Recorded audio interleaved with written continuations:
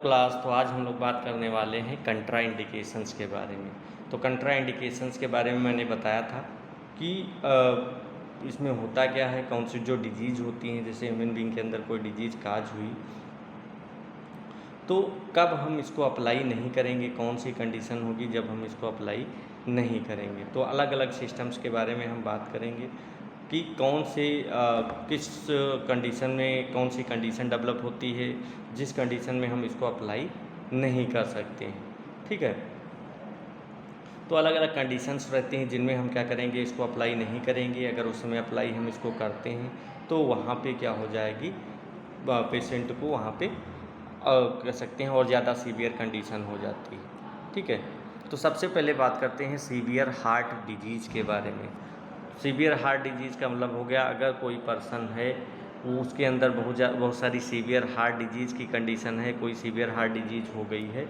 ठीक है, जैसे कि हार्ट फेलियर की कंडीशन हो गई या फिर उसका सीवियर कोरोनरी आर्टरी डिजीज़ की कंडीशन है। तो ऐसी कंडीशन में क्या करेंगे, वहाँ पे हम रसियन बाथ नहीं देंगे, क्योंकि क्योंकि जो रसियन बाथ उसमें अगर हम देंगे तो जो हीट के कारण उसकी जो हार्ट रेट होगी और बढ़ जाएगी और उसके जो कार्डियक आउटपुट और बढ़ जाएगा।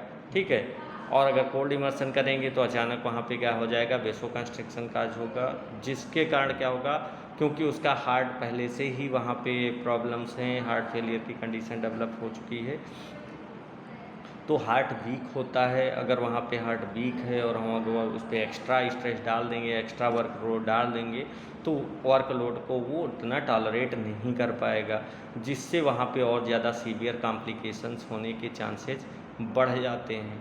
ठीक है, सेकेंड कंडीशन है अनकंट्रोल्ड हाइपरटेंशन की कंडीशन।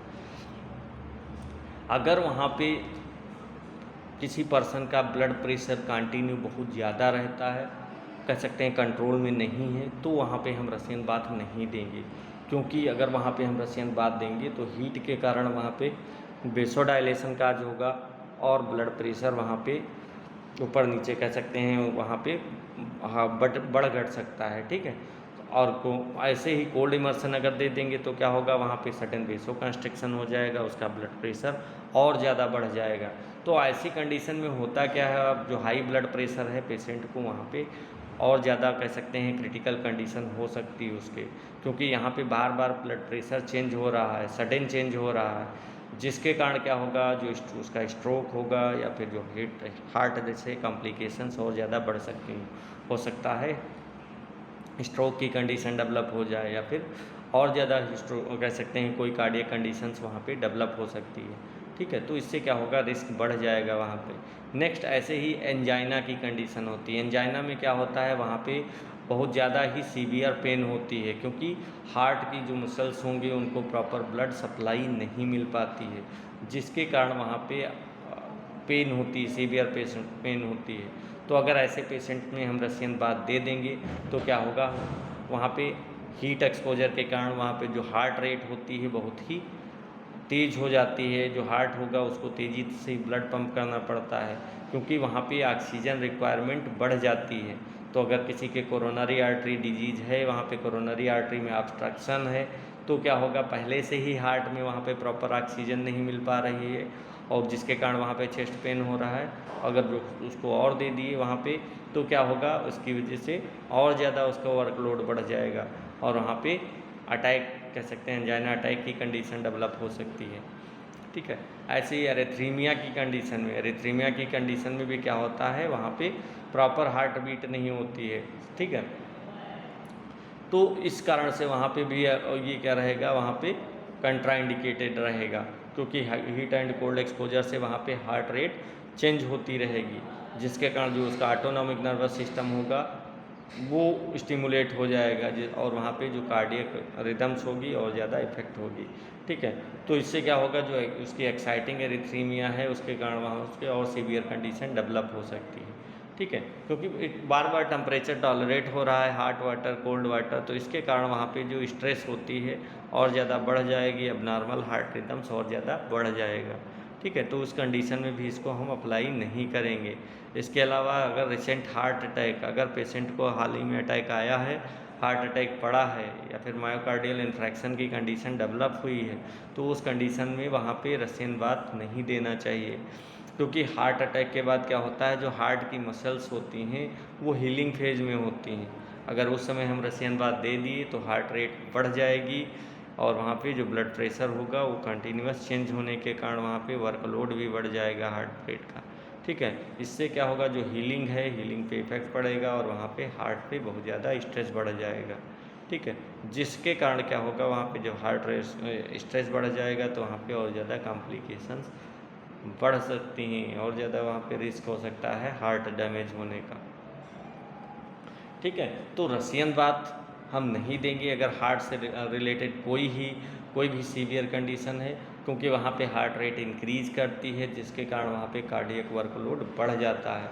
ठीक है, अब कार्डियक वर्कलोड बढ़ जाएगा, उसका बीपी सडन चेंज होगा, जिससे क्या होगा, वहाँ पे जो हार्ट होता है हार्ट पे वहाँ पे स्ट्रेस डेवलप हो जाता है और ज़्यादा स्ट्रेस कंडीशन डेवलप हो जाती है, जिससे वहाँ हार्ट से रिलेटेड कॉम्प्लिकेशंस हो सकती हैं। ठीक है, तो अगर किसी के हार्ट डिजीज़ है, सीवियर हार्ट डिजीज़ है या फिर अनकंट्रोल्ड हाइपरटेंशन की कंडीशन है, एंजाइना है या फिर एरिथ्रीमिया की कंडीशन है या फिर रिसेंटली हार्ट अटैक की कंडीशन है, तो उस कंडीशन में क्या करते हैं, हमको अप्लाई नहीं करना चाहिए, नहीं तो और ज़्यादा सीवियर कंडीशन डेवलप हो सकती है।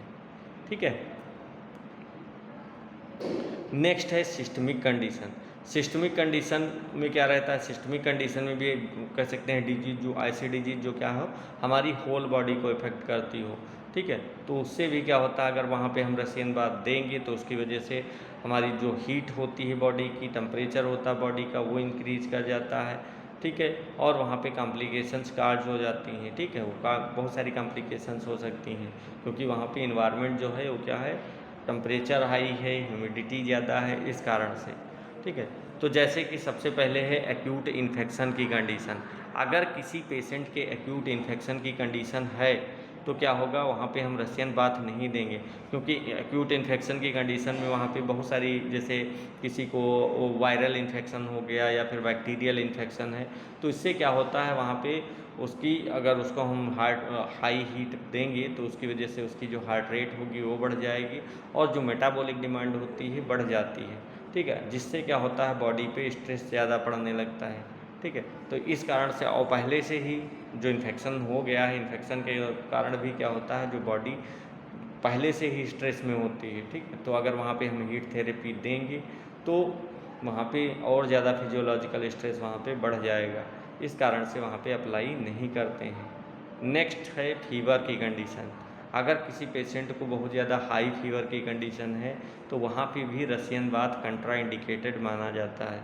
ठीक है, क्योंकि ये क्या करेगा, वहाँ पे फीवर को और ज़्यादा बढ़ा देगा, कम करने के बजाय बढ़ा देगा, इसीलिए वहाँ पे अवॉइड किया जाता है।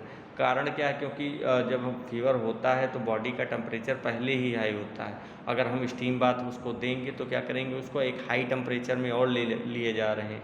ठीक है, तो इससे क्या होगा, जो बॉडी का टेम्परेचर होगा और बढ़ जाएगा और वहाँ पे स्वेटिंग, बहुत ज़्यादा सीवियर स्वेटिंग होगी, जिसके कारण वहाँ पे डिहाइड्रेशन की कंडीशन डेवलप हो सकती है और वहाँ पे हीट स्ट्रेस भी बढ़ सकता है, इसलिए वहाँ पे हम अप्लाई नहीं करेंगे, उसमें भी ये क्या रहेगा, कंट्राइंडिकेटेड रहेगा। नेक्स्ट है सीवियर एनीमिया की कंडीशन। अगर किसी पर्सन को बहुत ज़्यादा सीवियर एनीमिया की कंडीशन है तो उस कंडीशन में भी हम रसियन बाथ नहीं देते हैं, क्योंकि एनीमिया में क्या होता है, हमारा हीमोग्लोबिन का लेवल डाउन हो जाता है, जिससे क्या होगा, अब जब हीमोग्लोबिन ही डाउन है तो वहाँ पे जो ऑक्सीजन कैरिंग कैपेसिटी होगी वो भी रिड्यूस हो जाएगी, क्योंकि जो हीमोग्लोबिन होता है वो 97 से 98% हीमोग्लोबिन को वो क्या करता है, कैरी करने का काम करता है, ट्रांसपोर्ट के लिए रिस्पॉन्सिबल होता है। अब हीमोग्लोबिन की ही डिफिशियंसी हो गई है तो क्या होगा, वहाँ पे जो ऑक्सीजन कैरिंग कैपेसिटी होगी वो भी रिड्यूस हो जाएगी। ठीक है, और वहाँ पे अगर हम हीट एक्सपोजर देंगे तो हीट एक्सपोजर से क्या होगा, वहाँ पे जो ऑक्सीजन की डिमांड होती है बढ़ जाती है, क्योंकि जो हमारी मेटाबॉलिक रेट बढ़ेगी, वहाँ पे जो सेल्स होंगी उनकी एक्सपेंडिचर बढ़ेगी, एनर्जी एक्सपेंडिचर बढ़ेगा, हार्ट पे वो अधिक वर्कलोड कह सकते हैं, बहुत ज़्यादा वर्कलोड वहाँ पे बढ़ेगा, इसके कारण। ठीक है, इसके कारण क्या होगा, वहाँ पे जो ऑक्सीजन की डिमांड होगी वो पूरी नहीं हो पाएगी, क्योंकि हीमोग्लोबिन पहले से ही डाउन है। ठीक है। और ऑक्सीजन डिमांड बढ़ेगी तो क्या होगी, वहाँ पे ऑक्सीजन डिमांड पूरी नहीं होगी क्योंकि हीमोग्लोबिन डाउन है। अगर और वहाँ पे कह सकते हैं उसको जो पेशेंट है, अगर हम वहाँ पे एक्स्ट्रा वर्कलोड डालते हैं, बाथ देते हैं, तो उसकी वजह से उसको वीकनेस हो सकती है, डिजीनेस या फिर कोलैप्स जैसी कंडीशंस वहाँ पे डेवलप हो सकती है। ठीक है। नेक्स्ट है हाइपरथायरॉयडिज्म। हाइपरथायरॉयडिज्म मेनली क्या होता है, जो हमारा थायराइड हार्मोन होता है उसका सिक्रीशन वहाँ पे बढ़ जाता है। ठीक है। तो जब हाइपरथायरॉयडिज्म हो जाएगा किसी के, तो हाइपरथायरॉयडिज्म से उसकी क्या हो जाएगी, मेटाबॉलिक एक्टिविटी, जो मेटाबॉलिज्म होती है पहले से ही बहुत ज़्यादा हो जाती है। हार्ट रेट भी बढ़ जाएगी। हीट टॉलरेंस, जो हीट इंटॉलरेंस की कैपेसिटी होती है वो भी बढ़ जाएगी। हीट इंटॉलरेंस की कैपेसिटी बढ़ेगी। अब जब हम स्टीम बाथ देंगे तो बॉडी और ज़्यादा बॉडी हीट होगी और बढ़ेगी हीट, जिससे क्या होगा, वहाँ पे मेटाबॉलिक रेट बढ़ेगी और हार्ट रेट भी वहाँ पे इंक्रीज हो जाएगी। ठीक है। अब जब पहले से हार्ट रेट इंक्रीज थी, उसकी मेटाबॉलिक रेट इंक्रीज थी और ज़्यादा इंक्रीज हो जाएगी, तो क्या होगा, वहाँ पे और ज़्यादा सीवियर कंडीशन डेवलप हो सकती है। ठीक है। तो अगर किसी के कह सकते हैं अगर वहाँ पे रसियन बाथ उसको नहीं देना है। ठीक है। नहीं तो उसको और ज़्यादा वहाँ पे सीवियर कंडीशन डेवलप हो जाएगी। नेक्स्ट हम लोग बात करते हैं न्यूरोलॉजिकल कंडीशंस के बारे में। तो ये हम बात कर चुके हैं सिस्टमिक कंडीशंस के बारे में। अब नेक्स्ट हम बात करेंगे न्यूरोलॉजिकल कंडीशंस के बारे में। न्यूरोलॉजिकल मतलब हमारे ब्रेन से रिलेटेड। तो अगर किसी के एपिलिप्सी की कंडीशन है, तो एपिलिप्सी में क्या होता है, पेशेंट को वहाँ पे कह सकते हैं और ज़्यादा सीवियर वहाँ पे अटैक पड़ने लगते हैं। ठीक है। तो उस कारण से वहाँ पे हमको रसियन बाथ नहीं देना चाहिए, क्योंकि हीट से क्या होगा, वहाँ पे मैंने बताया स्ट्रेस बढ़ जाएगा और वहाँ पे कोल्ड एक्सपोजर देंगे उससे वेसोकंस्ट्रिक्शन होगा। इससे क्या होता है, जो हमारा नर्वस सिस्टम होता है वो स्टिमुलेट हो जाएगा और ज़्यादा स्टिमुलेट हो जाएगा। ठीक है। तो वहाँ पे जब ज़्यादा स्टिमुलेट हो जाएगा तो कुछ क्या हो सकता है, सीजर्स को भी ट्रिगर कर सकता है। ठीक है। इसलिए जो स्टीम रूम होगा, वो स्टीम बाथ होता है इसीलिए नहीं दिया जाता है, क्योंकि अगर पेशेंट वहाँ पे पता लगे उसको सीवियर वहाँ पे एपिलिप्सी की कंडीशन है, अगर उसको हम स्टीम बाथ में ले जाएंगे, स्टीम रूम में ले जाएंगे, तो अगर वहाँ पे सीजर्स आ गया तो वहाँ पे क्या हो सकता है, बर्न की कंडीशन डेवलप हो सकती है या फिर ड्राइविंग की कंडीशन हो सकती है, कोई इंजरी का हो सकता है, क्योंकि वहाँ पे पेशेंट अनकॉन्शियस हो जाएगा, सीजर्स आ जाएंगे। ठीक है। तो इस कारण से वहाँ पे बर्निंग का रिस्क बढ़ जाता है। ठीक है। इंजरी का रिस्क बढ़ जाएगा। तो इसी सेफ्टी रिस्क से बचाने के लिए वहाँ पे कि वहाँ पे सीजर्स ना आए, इस कारण से वहाँ पे उसको हम रसियन बाथ अवॉइड करते हैं। ठीक है। नेक्स्ट है वर्टिगो की कंडीशन। तो अगर किसी पेशेंट में सीवियर वर्टिगो की कंडीशन है तो उस कंडीशन में भी हम रसियन बाथ नहीं देते हैं। ठीक है। क्योंकि हीट एक्सपोजर अगर देंगे या फिर कोल्ड एक्सपोजर देंगे, उसकी वजह से उसका जो ब्लड प्रेशर होगा फ्लक्चुएट करेगा और वहाँ पे जो एक बैलेंस सिस्टम होता है वो इफेक्ट हो जाएगा। ठीक है। इससे क्या होगा, वहाँ पे सीवियर डिजीनेस या फिर फॉलिंग हो सकती है, इंजरी हो सकती है, इसका रिस्क वहाँ पे बढ़ जाएगा। ठीक है। और क्योंकि वहाँ पे टेम्परेचर बार बार चेंज हो रहा है, तो टेम्परेचर चेंज होने के कारण वहाँ पे सीवियर वर्टिगो का भी रिस्क बढ़ जाता है। ठीक है। और अगर वहाँ पे पेशेंट गिर गया तो उसको और ज़्यादा वहाँ पे रिस्क हो जाएगा बर्न की कंडीशन का।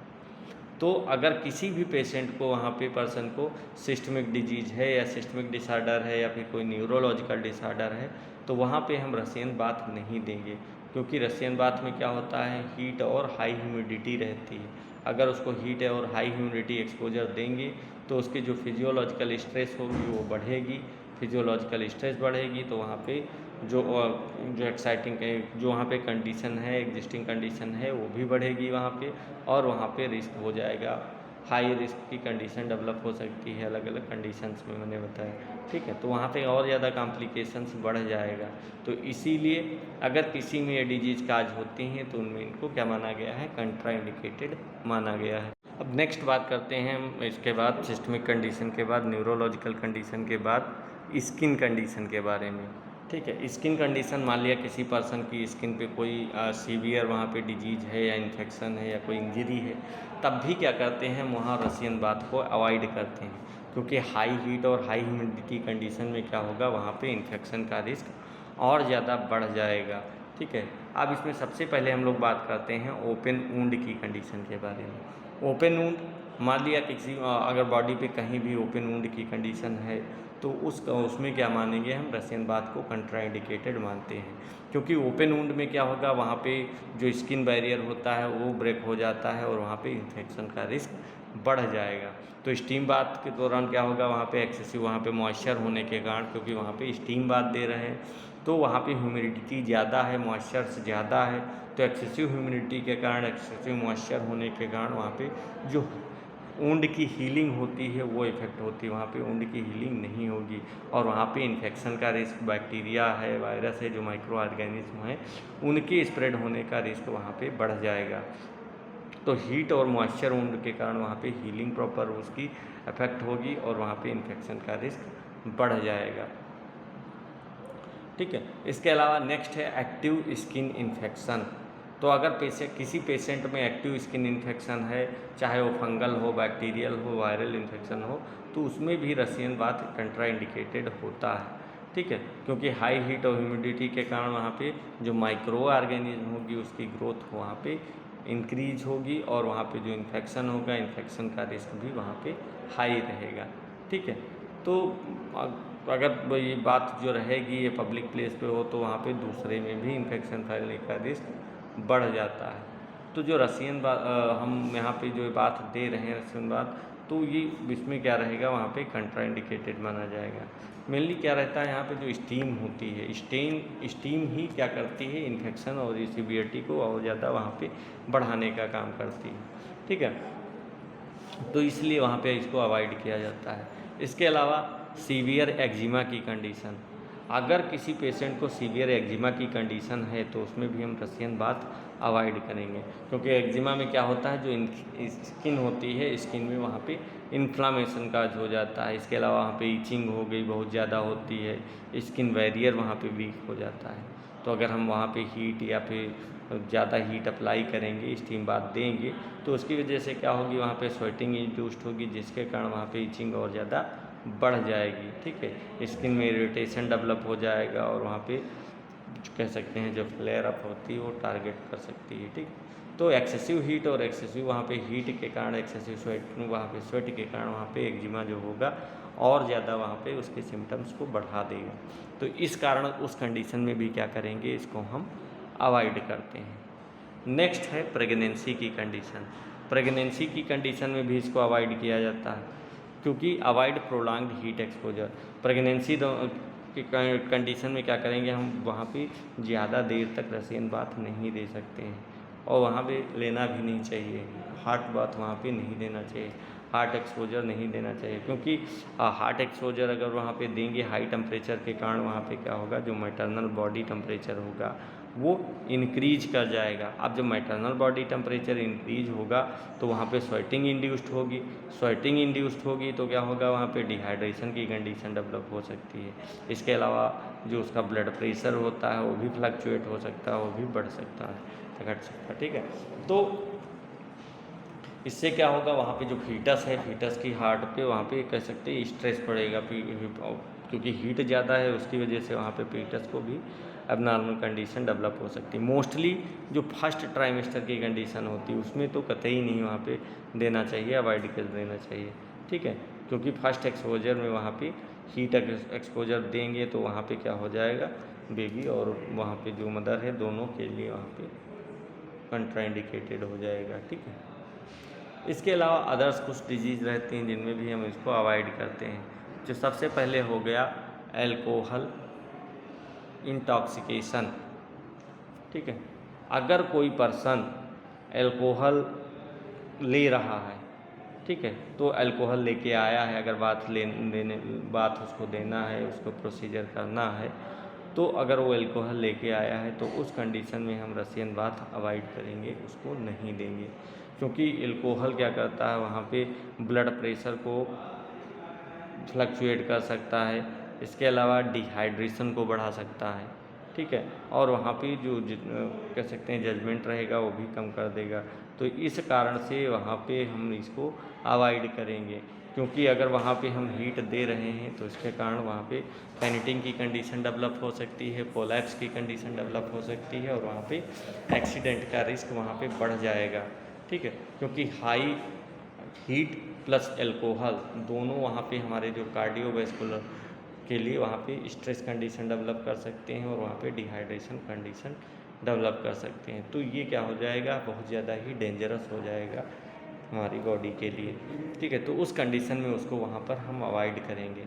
इसके अलावा सीवियर डिहाइड्रेशन, तो अगर वहाँ पे पेशेंट पहले से ही बहुत ज़्यादा सीवियरली डिहाइड्रेटेड है तो उस कंडीशन में भी हम रशियन बाथ अवॉइड करेंगे, ठीक है।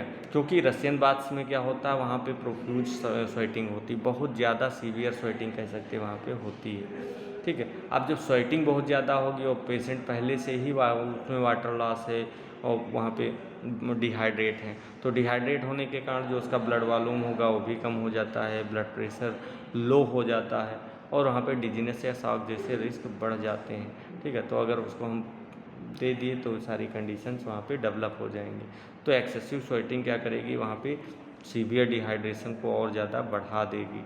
तो अगर किसी के सीवियर स्वेटिंग वहाँ पे अगर इसको एल्कोहल लेके आया है तो उस कंडीशन में, या सीवियर डिहाइड्रेशन की कंडीशन है तो उस कंडीशन में भी क्या करेंगे, हम वहाँ पे रशियन बाथ अवॉइड करेंगे, ठीक है। इसके अलावा रिसेंट सर्जरी की बात करते हैं। अगर किसी पेशेंट की रिसेंटली सर्जरी हुई है, ठीक है, तो सर्जरी में भी हम क्या करेंगे, सर्जरी होने के कारण रशियन बाथ नहीं देंगे, क्योंकि सर्जरी हुई है तो सर्जरी में क्या होगा, वहाँ पे वुंड की कंडीशन डेवलप हुई होगी, वुंड वहाँ भी हीलिंग प्रोसेस चल रहा होता है, ठीक। तो जब वुंड की हीलिंग चल रही होती है और वहाँ पे बॉडी क्या होगी, उस समय रिकवरी फेज में रहती है, तो अगर उस समय हम दे रहे हैं उस कंडीशन में तो वहाँ पे फिर क्या होगा, हाई हीट के कारण वहाँ पे ब्लीडिंग और ज़्यादा बढ़ सकती है और वहाँ पे जो वुंड है, वुंड में इन्फेक्शन के भी चांसेस बढ़ जाएंगे, ठीक है। वहाँ पे सॉइलिंग बढ़ सकती है, वहाँ पे हीलिंग कह सकते हैं अफेक्ट होगी, वहाँ पे प्रॉपर हीलिंग नहीं हो पाएगी। तो इस कारण से वहाँ पे उसको हम क्या करेंगे, अवॉइड करेंगे, ठीक है। तो रिसेंट सर्जरी में क्योंकि बॉडी उसमें क्या होती है, रिकवरी फेज में होती है, तो उसके लिए क्या चाहिए, वहाँ पे स्टेबल टेम्परेचर चाहिए, ठीक है। और स्टेबल टेम्परेचर की रिक्वायरमेंट होगी, नॉर्मल टेम्परेचर की रिक्वायरमेंट होगी। अगर हम उसको हीट थेरेपी देंगे तो क्या होगी, वहाँ पे और ज़्यादा उसका टेम्परेचर बढ़ेगा, वहाँ पे फ्लक्चुएट होगा और वहाँ पे उसके कह सकते हैं रिकवरी में प्रॉब्लम आएगी, बॉडी हीलिंग नहीं होगी, ठीक है। तो मैंने बताया अगर किसी को ओपन वुंड की कंडीशन है, इन्फेक्शन है, प्रेगनेंसी है, अल्कोहल ले रहा है, डिहाइड्रेट पेशेंट है या फिर कोई रिसेंटली सर्जरी हुई है, तो उस कंडीशन में हम अवॉइड करते हैं, क्योंकि वहाँ पे अगर हम heat plus high humidity exposure देंगे, फिजियोलॉजिकल स्ट्रेस बढ़ेगी वहाँ पे और वहाँ पे जो हीलिंग होगी वो डिले हो जाएगी और वहाँ पे जो कंडीशंस होंगी, जो सिम्टम्स होंगे उनको और ज़्यादा वहाँ पे वो बढ़ा देगा, ठीक है। जो वहाँ पे रिस्क है, कॉम्प्लिकेशंस हैं, उसको और ज़्यादा बढ़ा देगा। तो इसीलिए क्या करते हैं, अगर हाई रिस्क है, कॉम्प्लिकेशंस हैं, तो उस कंडीशन में क्या करेंगे, हम रशियन बाथ नहीं देंगे, ये क्या रहेगा, कंट्रा इंडिकेटेड रहेगा। तो हमने बहुत सारी कंडीशंस पढ़ी जिसमें क्या रहता है, ये कंट्रा इंडिकेटेड होता है। तो सबसे पहले मैंने कंट्रा इंडिकेशंस में पढ़े कार्डियोवैस्कुलर कंडीशन। कार्डियोवैस्कुलर कंडीशन में सीवियर हार्ट डिजीज है या फिर अनकंट्रोल्ड हाइपरटेंशन की कंडीशन है, एंजाइना हो गया, एरिथ्रीमिया हो गया, रिसेंटली हार्ट अटैक की कंडीशन, ये सब कार्डियोवैस्कुलर सिस्टम से रिलेटेड हैं। अगर इनमें से कोई भी प्रॉब्लम है तो उस कंडीशन में हम उसको अवॉइड करेंगे, वहाँ पे नहीं देंगे, नहीं तो हार्ट का वर्कलोड बढ़ेगा, स्ट्रेस बढ़ेगी और ज़्यादा सीवियर कंडीशन डेवलप हो सकती है। इसी तरह सिस्टमिक कंडीशन से रिलेटेड एक्यूट इन्फेक्शन हो गया, फीवर की कंडीशन हो गई, सीवियर एनीमिया की कंडीशन हो गई या फिर हाइपरथायरॉयडिज्म की कंडीशन हो गई, तो ये भी सारी कंडीशंस क्या रहती हैं, वहाँ पे कंट्रा इंडिकेटेड मानी गई हैं। तो मेनली होता क्या है, क्योंकि हम यहाँ पे स्टीम बाथ दे रहे हैं जिसके कारण वहाँ पे कंडीशंस और ज़्यादा क्रिटिकल हो सकती है, क्योंकि वहाँ पे प्रॉपर ब्लड सर्कुलेशन नहीं होगा, इन्फेक्शन का रिस्क और वहाँ पे जो मॉइस्चर है, मॉइस्चर के कारण वहाँ पे bacterial infection, viral infection, fungal infection वहाँ पे और ज़्यादा बढ़ जाएगा, ठीक है।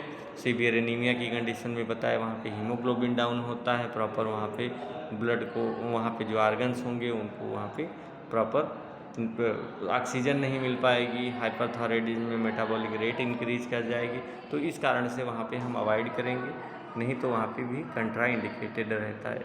इसके अलावा न्यूरोलॉजिकल कंडीशन में बताया, न्यूरोलॉजिकल कंडीशन में वहाँ पे एपिलेप्सी हो गई, वर्टिगो की कंडीशन हो गई। तो इन कंडीशंस में भी क्या रहता है, वहाँ पे ये कंडीशन वहाँ पे कंट्राइंडिकेटेड रहता है, क्योंकि एपिलेप्सी में क्या होता है, वहाँ पे अगर हम हॉट वाटर वहाँ पे अप्लाई करेंगे और उसको हॉट वाटर अप्लाई करते समय वहाँ पे स्टीम बाथ देते समय अगर उसको फेनिटिंग की कंडीशन डेवलप हो गई या वहाँ पे सीजर्स डेवलप हो गए, तब वहाँ पे सीवियर कंडीशन डेवलप हो सकती है। तो ये दोनों कंडीशन, चाहे वो वर्टिगो हो चाहे वो एपिलेप्सी होगी, दोनों कंडीशन में हम क्या करते हैं, अवॉइड करते हैं।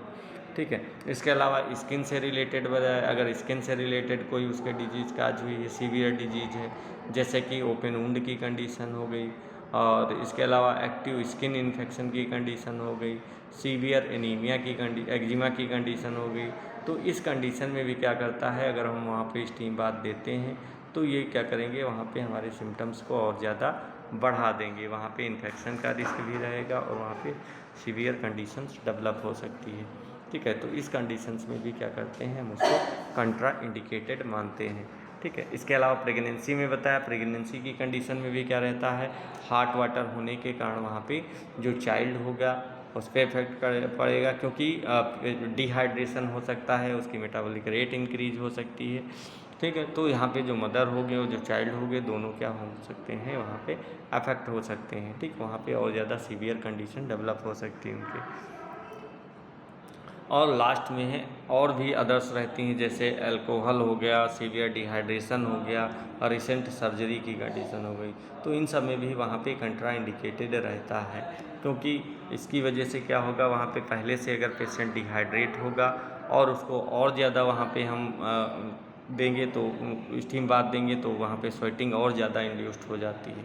इसके कारण वहाँ पे क्या होगा, जब स्वेटिंग ज़्यादा और ज़्यादा हो जाएगी तो पेशेंट और ज़्यादा वहाँ पे सीवियर डिहाइड्रेशन की कंडीशन उसके डेवलप हो जाएगी। वो पेशेंट वहाँ पे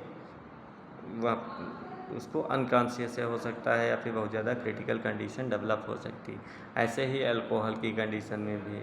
ठीक है। रिसेंट सर्जरी हुई है तो इसमें क्या रहता है, वहाँ पे वुंड इन्फेक्शन हो सकता है, तो इस कारण से वहाँ पे अवॉइड किया जाता है। वुंड इन्फेक्शन हो सकता है या फिर वहाँ पे कोई कह सकते हैं उसके जो हीलिंग पावर रहती है वो भी क्या कर सकता है, डिक्रीज हो जाती है।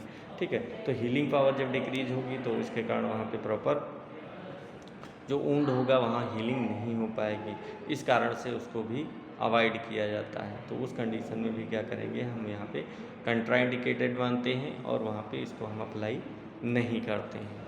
ठीक है। तो आज इतना ही रखते हैं, नेक्स्ट क्लास में हम पढ़ेंगे अगर हम ये सारे जो कंट्राइंडिकेशंस हमने बताए, ठीक है, अगर उसको हम उसको हम कह सकते हैं नहीं किए, फॉलो किए और वहाँ पे हमने अप्लाई किया तो उसमें क्या क्या कॉम्प्लिकेशंस वहाँ पे हो सकती हैं, तो उस कॉम्प्लिकेशंस के बारे में पढ़ेंगे अगर वहाँ पे प्रॉपरली हम इसको यूज नहीं किए तो। ठीक है। तो आज इतना ही रखते हैं, बाकी नेक्स्ट क्लास में कॉम्प्लिकेशंस के बारे में पढ़ेंगे। ठीक है। इसके अलावा अगर आप BAMS, BHMS, BUMS या BNYS किया है तो लीगल वे में आप प्राइमरी स्टेज पे वहाँ पे एलोपैथिक प्रैक्टिस करना चाहते हैं तो मैं आपको एक लीगल गवर्नमेंट कोर्स के बारे में बता रहा हूँ जिसका नाम है CCH। ठीक है। तो ये एक साल का कोर्स होता है और इसकी जो कंप्लीट फीस है 25,000 है। तो अगर ये करना चाह रहे हैं तो दिए गए नंबर्स पे आप कॉल कर सकते हैं, इसके बारे में पता कर सकते हैं। ठीक है। और हाँ, इसके अलावा अगर आप अपना मेडिकल चला रहे हैं और उसे फार्मा क्लिनिक में चेंज करना चाहते हैं तो आपके लिए बेस्ट है टेलीमेडिसिन कोर्स। ठीक है। इसमें आपको बताया जाएगा कैसे अपने मेडिकल स्टोर को कॉरपोरेट मेडिकल स्टोर से वहाँ पे बेहतर बना सकते हैं। ठीक है। और वहाँ पे जो हेल्थ केयर इकोसिस्टम को अच्छे से डेवलप कर सकते हैं। इसमें आप डॉक्टर से ऑडियो और वीडियो कॉल पे वहाँ पे कनेक्ट हो सकते हैं और वहाँ पेशेंट के बारे में डिटेल जानकारी भी कह सकते हैं, पेशेंट के सिम्टम्स बता करके उसके बारे में एडवाइस भी ले सकते हैं। ठीक है। अगर इसकी कंप्लीट फ़ीस के बारे में बात की जाए तो इसकी भी कंप्लीट फ़ीस 25,000 होती है। ठीक है। तो अगर आप ये कोर्स करना चाह रहे हैं तो दिए गए नंबर पे आप कॉल कर सकते हैं और उसके बारे में डिटेल जानकारी ले सकते हैं। ओके क्लास, तो आज इतना ही, बाकी नेक्स्ट क्लास में पढ़ेंगे। ठीक है। Thank you class.